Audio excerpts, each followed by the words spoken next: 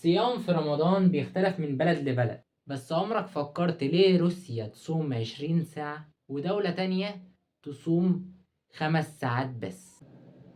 وده السبب في طول الليل والنهار. ففي الفيديو ده هنعرف الدول اللي بتصوم أطول ساعات صيام والدول اللي بتصوم أقصر ساعات صيام. فبعيدا عن فراشة الحاج عبده اللي أنا عاملها ورايا ديت، كل سنة وانتم طيبين ورمضان كريم عليكم. فلو انت أول مرة تشوفنا اعمل لايك للفيديو ده، تشترك في القناة لو انت مش مشترك، فعل زر الجرس عشان يوصلك إشعار بالفيديو الجديد إن شاء الله. من حيث أطول ساعات صيام، بتضم دول كتير ومعظم الدول بتكون في شمال الكرة الأرضية. حلوة في شمال الكرة الأرضية دي، أنا عارف إنها تقلب حس الجغرافيا. فالمهم، اللي هم مين بقى؟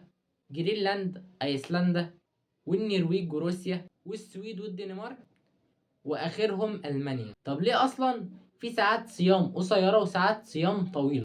ده بسبب خط الاستواء.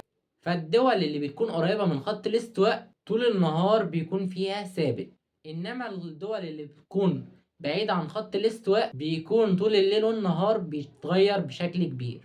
انما بقى اقصر ساعات صيام في تشيلي وكينيا وجزر القمر ونيوزيلندا. بس انا كده خلصت، عرفنا أطول ساعات صيام وأقصر ساعات صيام في العالم.